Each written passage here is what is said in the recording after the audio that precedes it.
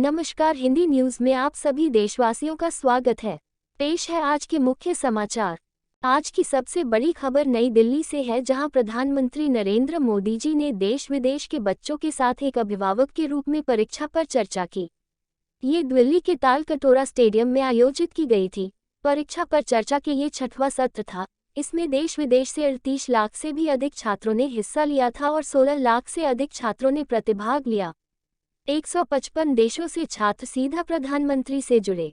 अभिभावक के रूप में छात्रों के साथ जुड़े प्रधानमंत्री जी ने परीक्षा पे चर्चा के जरिए बच्चों पर परीक्षा के दौरान पड़ने वाले प्रेशर को कम करने का कार्य किया है और कहा कि परीक्षा पे चर्चा मेरी भी परीक्षा है।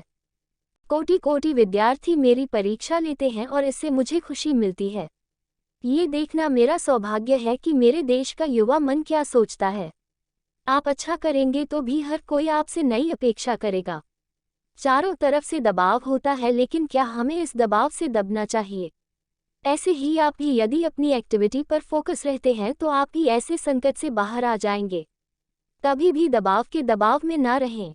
केवल परीक्षा के लिए ही नहीं, हमें अपने जीवन में हर स्तर पर टाइम मैनेजमेंट को लेकर जागरूक रहना चाहिए। आप ऐसा स्लैब बनाएं कि जो आपको कम पसंद विषय है उसको पहले समय दीजिए। उसके बाद उस विषय को समय दीजिए जो आपको पसंद है। जो मेहनती विद्यार्थी है उसकी मेहनत उसकी जिंदगी में अवश्य ही रंग लाएगी। हो सकता है कोई नकल कर आपसे 2-4 नंबर ज़्यादा ले जाएगा, लेकिन वो कभी भी आपकी जिंदगी की रुकावट नहीं बन पाएगा। आपके भीतर की ताकत ही आपको आगे ले जाएगी। पहले काम को समझिए। हमें भी जिस चीज़ की ज़रूरत है उसी पर फोकस करना चाहिए। अगर मुझे कुछ अचीव करना है तो मुझे स्पेसिफिक एरिया पर फोकस करना होगा, तभी परिणाम मिलेगा। हमें स्मार्टली हार्ड वर्क करना चाहिए, तभी अच्छे परिणाम मिलेंगे।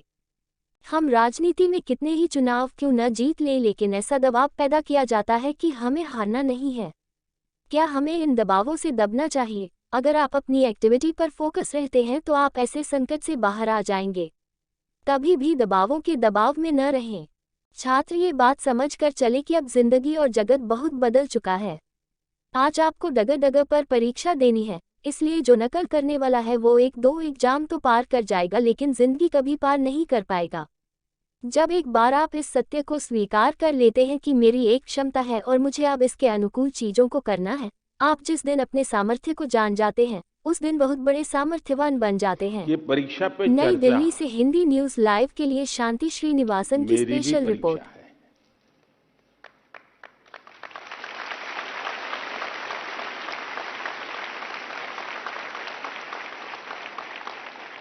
और देश के कोटि कोटि विद्यार्थी मेरी परीक्षा ले रहे हैं और मुझे ये परीक्षा देने में खुशी होती है, आनंद आता है, क्योंकि मुझे जो सवाल मिलते हैं लाखों की तादाद में, बहुत प्रोएक्टिवली बच्चे सवाल पूछते हैं, अपनी समस्या बताते हैं, व्यक्तिगत पीड़ा भी बताते हैं। मेरे लिए बड़ा सौभाग्य है कि मेरे देश का युवा मन क्या सोचता है, किन उलझनों से गुजरता है, देश से उसकी अपेक्षाएं क्या है, सरकारों से उसकी अपेक्षाएं क्या है, उसके सपने क्या है, संकल्प क्या है। यानी सचमुच में मेरे लिए ये बहुत बड़ा खजाना है। और मैं तो मेरी सिस्टम को कहा हुआ है कि इन सारे सवालों को इकट्ठा करके रखिए। कभी 10-15 साल के बाद मौका मिलेगा तो उसको सोशल साइंटिस्टों के द्वारा उसका एनालिसिस करेंगे। और पीढ़ी बदलती जाती है, वैसे स्थितियां जैसे बदलती जाती हैं, वैसे उनके सपने, उनके संकल्प, उनकी सोच कैसे बहुत माइक्रो तरीके से बदलती है, इसका एक बहुत बड़ा थीसिस, शायद ही इतना सैंपल किसी के पास नहीं होगा जी तक। आप लोग मुझे सवाल पूछ करके भेजते हैं। चलिए लंबी बातें नहीं करते हैं, मैं चाहूंगा कि कहीं से शुरू। अपनी मां के काम को ऑब्जर्व किया है क्या? यूं तो आपको अच्छा लगता है कि जैसे स्कूल से आए तो मां ने सब रेडी करके रखा था, सुबह स्कूल जाना था तो मां ने सब तैयार करके रख दिया था। लगता तो बहुत अच्छा है, लेकिन क्या कभी ऑब्जर्व किया है कि मां का टाइम मैनेजमेंट कितना बढ़िया है?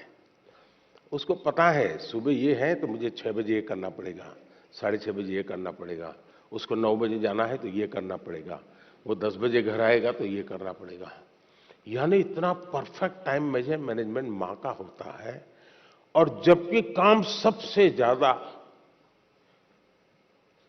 मां करती रहती है, लेकिन किसी काम में उसको बोझ अनुभव नहीं होता है। थक गई, बहुत काम है, बहुत ज्यादा, ऐसा नहीं करती। क्यों? उसे मालूम है कि मुझे इतने घंटे में ये तो करना है।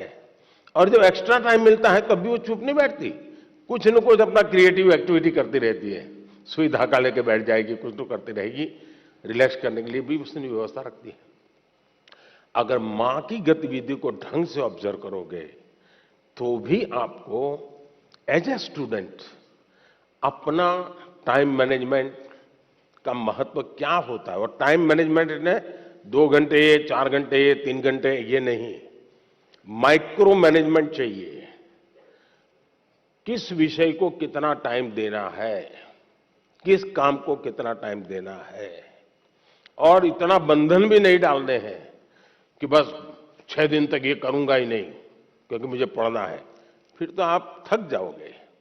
आप ढंग से उसको डिस्ट्रीब्यूट कीजिए समय को, जरूर आपको लाभ होगा। को खुद को विद्यार्थी बनाया, अपने को अभिभावक बनाया, अपने को शिक्षक बनाया।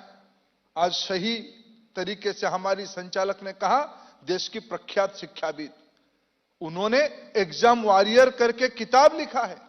इस बार तो उसकी नई संस्करण भी आ गई है और भारत की 13 भाषाओं में यह आज हम लोगों के सामने है। परीक्षा पे चर्चा भी एक नई प्रारूप बन चुका है। इस बार 23 जनवरी को नेताजी की जन्मदिन के अवसर पे देश भर की स्कूल विद्यार्थियों ने उस पे चित्रांकन की एक कंपटीशन में पार्टिसिपेट किया। मैं आप सभी को बधाई देता हूं एग्जाम वॉरियर के अंदर आपको प्रेरणा लेने के लिए।